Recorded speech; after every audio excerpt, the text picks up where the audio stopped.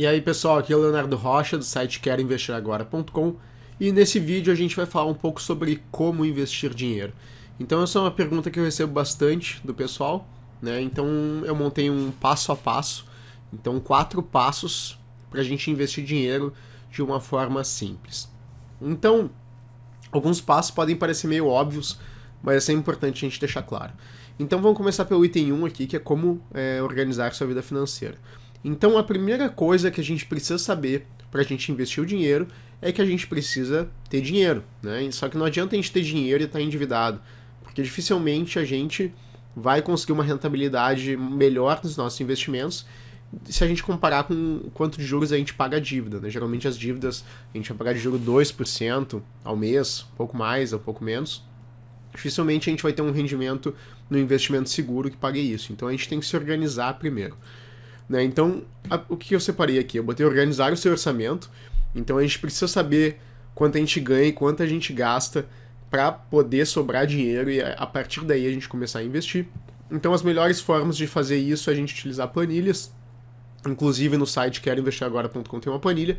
E nesse vídeo aqui, eu vou botar aqui embaixo, vou botar um bannerzinho aqui no vídeo para ter um link para baixar a planilha se você quiser. É a planilha de gastos mensais e é bem fácil, tem bastante download, acho que mais ou menos umas 4.250 pessoas já baixaram essa planilha, então tá com muitos downloads já.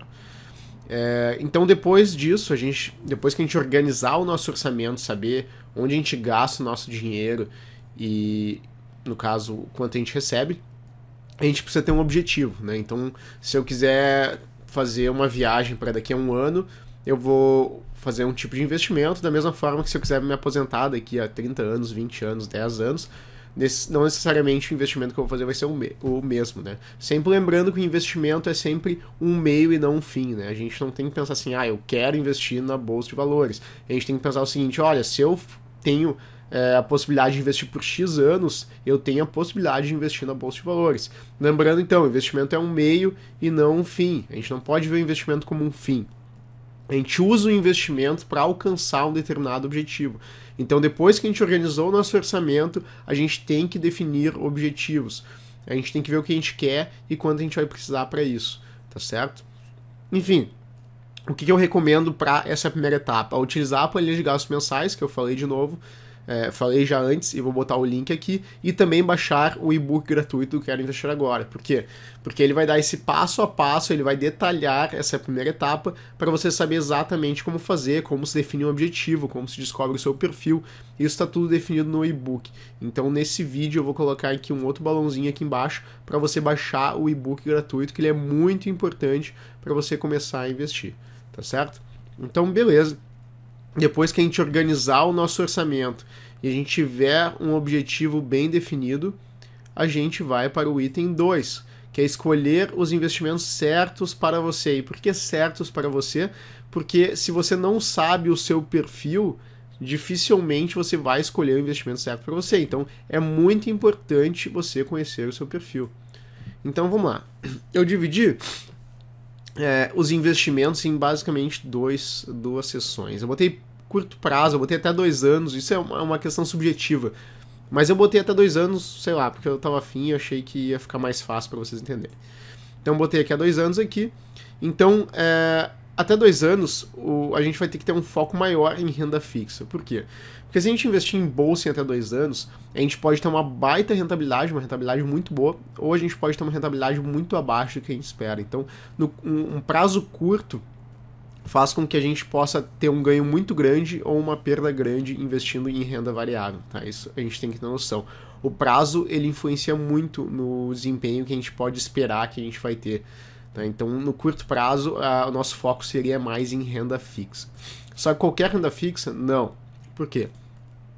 Porque existe risco de perder dinheiro na renda fixa. Se eu escolher títulos de renda fixa pré-fixado, ou alguns títulos atrelados à inflação, por exemplo, e a taxa de juros subir, eu posso ter prejuízo nesses títulos. Então, eu preciso saber escolher os títulos certos para o meu perfil. Isso também eu comento no e-book. Tá? A gente precisa entender nosso perfil e saber escolher os títulos certos. Então, muito importante baixar o e-book. Então, o que poderia ser? Aqui tem alguns exemplos, né? Então, eu coloquei aqui a poupança, que não é o mais interessante. Por quê? Porque a rentabilidade da poupança é muito ruim. enfim, ela não paga imposto de renda, mas mesmo assim paga muito pouco, tá? O CDB já é uma alternativa interessante, é importante ver, deixa eu até escrever aqui, quantos por cento do CDI tá pagando o CDB do seu banco ou da onde você vai investir, porque se estiver pagando um valor muito baixo, que eu também botei uma tabelinha no e-book que é legal para ver, em alguns casos, quando o CDB paga muito pouco, até a poupança pode ser mais interessante. E aqui eu botei a LFT, que é um título público, então deixa eu escrever aqui, que de repente para você não tá tão claro. Então é um título público. Opa. Certo? Então é um título público. Você precisa entender um pouquinho de títulos públicos, mas no geral é bem fácil de se investir na LFT. Você vai precisar ter uma conta numa corretora. Ela vai render aproximadamente 100% do CDI. Então é um valor muito próximo a isso, e você vai ter que pagar só 0,3% ao ano, então a taxa é relativamente pequena. E a vantagem é que se a taxa de juros subir ou cair, você não vai ser prejudicado utilizando esses títulos aqui. O CDB, no caso, pós, né? Tem que tomar cuidado com o pré, com a taxa de juros. Então, no curto prazo, seria mais ou menos essas opções. Existem outras, mas não quero entrar em muitos detalhes, eu quero deixar a comparação mais simples possível. A vantagem da LFT em relação ao CDB é que você vai conseguir um valor muito próximo a 100% do CDI e não vai precisar de tanto dinheiro. Se você quiser investir num CDB que pague bem, é importante você dar uma olhada em bancos pequenos, porque os bancos pequenos eles pagam mais no CDB e existe a garantia do Fundo Garantidor de Crédito, então até R$250 mil por CPF por instituição financeira, mesmo se o banco explodir e quebrar, o Fundo Garantidor de Crédito garante isso para você. Então tem essa vantagem aqui, tá certo? Ok, vimos isso aqui. Daí depois para médio e longo prazo, então vamos dizer assim, acima de 2 anos, a gente pode separar aqui em renda fixa. Então renda fixa a gente vai ter os títulos públicos, que a LFT é um dos títulos públicos. A gente vai ter debêntures, LCI, LCA e fundos de renda fixa. Então a vantagem que a gente vai ter em títulos públicos é principalmente a questão do risco. E a gente pode, quem quiser e quiser se aventurar, pode especular com juros, mas eu não recomendo muito, para quem principalmente está começando a investir. Mas é um investimento muito fácil de investir, a aplicação mínima é muito baixa, tem títulos que com R$70 você pode investir, então eu recomendo você dar uma lida nos títulos públicos. Quem quiser saber mais, tem um artigo também lá no site sobre o Tesouro Direto, que ajuda, que dá um guia assim para quem está começando a investir em títulos públicos. Debêntures são alguns títulos também de empresas e também até do BNDES tem debêntures. Então é um título de renda fixa também, e ele vai pagar um valor ali para você, vai depender da debênture. Tem debênture que paga o IPCA, tem debênture que paga DI, então tem que dar uma olhada nisso aí. Então é mais um tipo de investimento também. Também eu fiz um artigo no site sobre debêntures, você pode buscar lá no menu lateral na esquerda. LCI e LCA, letra de crédito imobiliário e letra de crédito de agronegócio, são isentas de imposto de renda e, no geral, a gente pode ver que são os investimentos mais interessantes de renda fixa hoje. Então, a gente até pode dar uma destacada aqui, ó. Vamos botar um polegarzinho aqui, porque é bem interessante por ser isento de imposto de renda, e tem LCIs aí que pagam 90 e poucos por cento do CDI e são isentos de imposto de renda. Então, são um dos investimentos mais interessantes que tem hoje em dia de renda fixa. O pessoal está investindo bastante em LCI e LCA. E fundos de renda fixa. É interessante dar uma pesquisada nos fundos, ver os fundos que têm um histórico interessante de rentabilidade, quem é o gestor, qual o tipo de fundo que é. Né? Então isso é muito interessante também dar uma pesquisada. E tem alguns sites hoje que acham fundos. Eu até tenho que dar uma pesquisada porque eu utilizo uma área de membros que é paga, então eu não tenho como passar aqui para vocês. Vocês não vão conseguir acessar, mas se vocês botarem no Google comparar fundos, tem vários sites que vocês podem ver como comparar os fundos de renda fixa, tá certo? Depois a gente tem renda variável, então a gente pode dividir entre bolsa e fundos imobiliários, basicamente. Então eu botei a bolsa, existem as ETFs, que são fundos de índice, então é uma das formas mais fáceis de investir em bolsa, que com R$60 vocês podem estar investindo. Vocês compram uma ação que é um pacote de 60 ações, por exemplo. Tá? Então é uma forma bem fácil de ter uma rentabilidade ali próxima do índice Bovespa ou do índice Small Caps e assim por diante.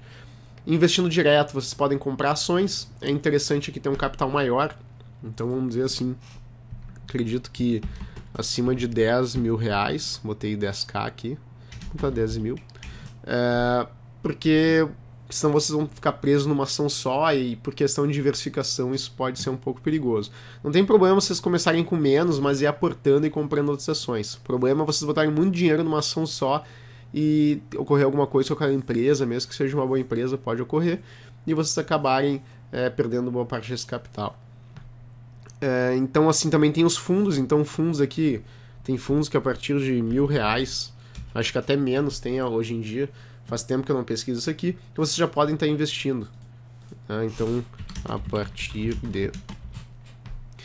E os fundos tem um gestor que vai fazer toda a gestão do fundo e aquela coisa toda. Ele vai escolher as ações, então ele fica tudo isso na mão do gestor, tá certo? Vocês vão pagar taxa de administração, que não é muito legal, mas se o gestor for bom, ele mesmo você pagando uma taxa de administração e tiver um rendimento interessante, aquele fundo pode ser interessante para você. Depois disso, a gente tem fundos imobiliários. Então, isso aqui é a mesma coisa que investir em imóveis na bolsa, né? Então, vocês compram cotas desses fundos e daí vocês recebem um aluguel que é isento de IR. Tá? Então, esse aluguel, no caso, vocês investem em fundos imobiliários. Esses fundos eles têm imóveis, sejam shopping centers, hospitais, salas comerciais, tem até lugares que são agências do Banco do Brasil, tem um fundo que é assim, e eles pagam aluguel, você recebe esse aluguel, o preço da cota varia de acordo com mudança da economia, valorização do terreno, do patrimônio do fundo e assim por diante. Tá? Então isso é uma outra modalidade de investimento, eu teria que ter mais tempo aqui para explicar melhor para vocês, mas basicamente é isso, você compra uma cota de um fundo que investe em imóveis, quando esses imóveis recebem aluguel, você recebe dinheiro na sua conta e esse aluguel, entre aspas, ele é isento de imposto de renda. Tá? Então essa é uma grande vantagem. Outra coisa importante é a questão do risco e tempo, deixa eu até destacar aqui. Por quê? Porque se você for investir por um prazo muito curto, você vai depender até, vamos dizer assim, da sorte para ter um bom rendimento na renda variável.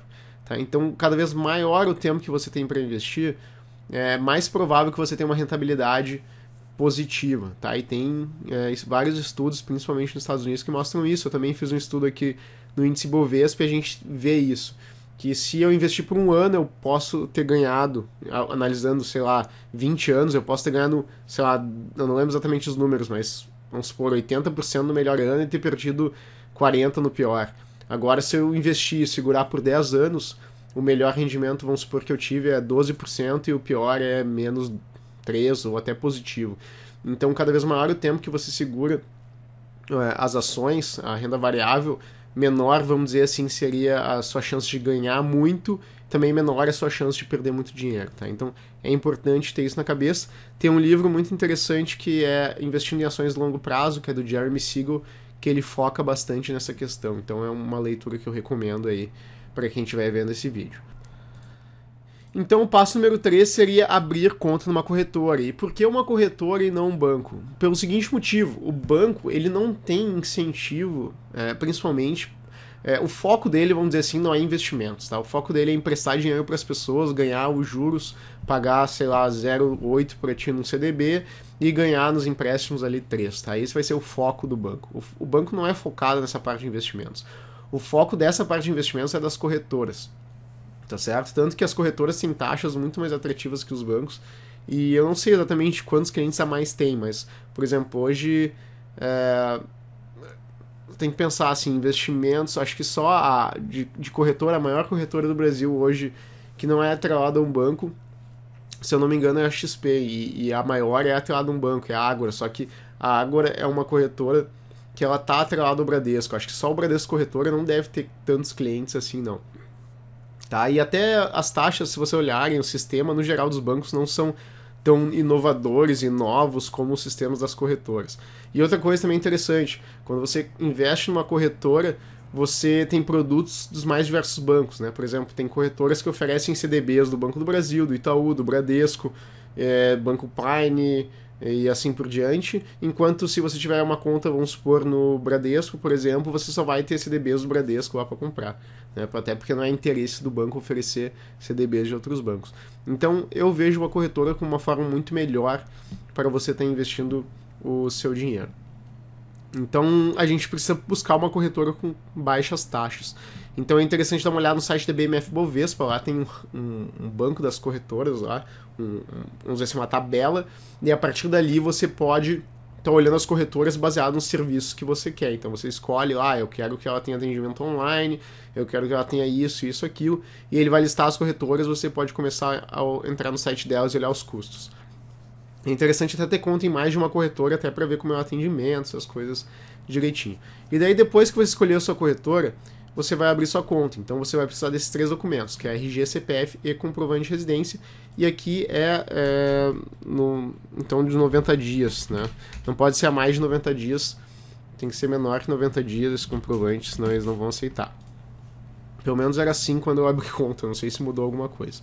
E hoje tem várias corretoras que pode digitalizar todos os documentos, então é muito rápido. Então mais ou menos ali uns 2, 3 dias, às vezes no mesmo dia a tua conta pode estar aberta. Tá? Então é muito fácil abrir uma conta numa corretora.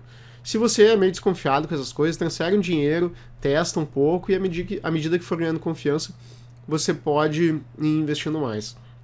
Outra coisa é que se você tiver ações e a corretora quebrar, você não vai perder aquelas ações, porque elas estão custodiadas na CBLC, tá? Então pode ficar tranquilo quanto a isso. Agora, o seu saldo que tiver na conta, que se a corretora quebrar, você perde, tá? Então tente escolher uma corretora que passe credibilidade para você.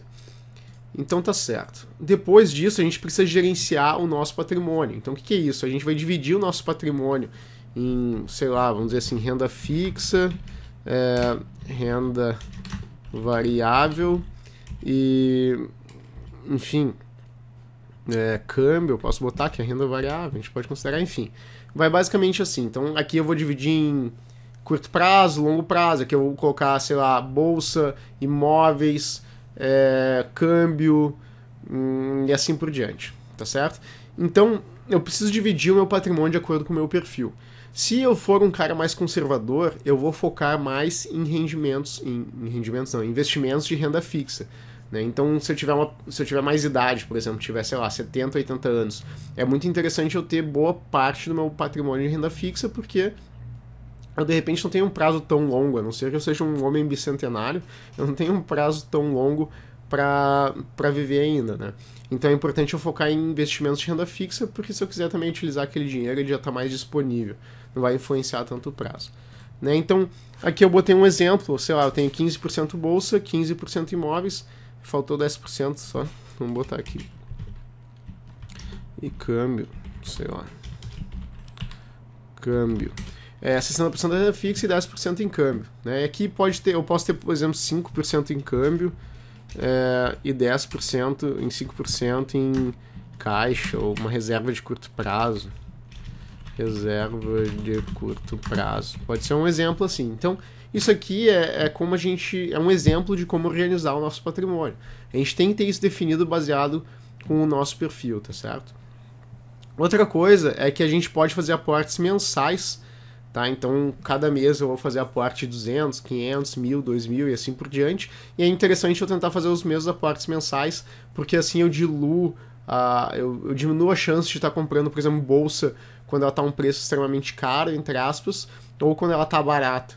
Tá? Então eu vou comprando ali todos os meses e não vai importar muito quando eu for comprar. Se eu comprar todo mês, eu diminuo essa minha chance de comprar num ponto muito bom, mas também num ponto muito ruim, tá certo? Da mesma forma, nos outros investimentos que eu vou investir. Outra coisa que eu posso fazer é realocar anualmente. Então, vamos supor que eu tenho, sei lá, a minha alocação inicial é 50% renda variável e depois é 50%, deixa eu tirar o mouse aqui, renda fixa. Então vamos supor que passou um ano, tá? Então, então vamos fazer um ano depois, eu vou ter 40%, a bolsa caiu, então eu vou ter 40% em renda variável e 60% em renda fixa. Então o que eu posso fazer? Eu posso vender 10% da renda fixa, né? Para passar, eu vou ficar com 50% em renda fixa, e eu posso comprar 10% em renda variável, então eu vou passar também a ficar com 50% em renda variável, ou eu posso realocar esse meu dinheiro aqui, eu posso botar mais dinheiro aqui na renda variável, tá certo? Então essa é uma das formas que tem pra gente realocar o dinheiro e poder tá, vamos dizer assim, aumentando o nosso potencial de ganho, tá certo? Então é isso aí, vou fechar aqui, eu vou terminar esse vídeo por aqui. Não se esqueça de baixar o e-book gratuito. Quem baixar o e-book automaticamente já recebe a planilha, tá? Então eu vou deixar o link aqui embaixo desse vídeo. Basta clicar no link que vai ter aqui embaixo e você vai conseguir baixar o e-book gratuito, que lá eu dou uma aprofundada um pouco maior nesse começo e nos tipos de investimento, que eu acho que é bem interessante para quem está começando a investir, tá certo? Então é isso aí, a gente se vê no próximo vídeo. Um abraço e até mais.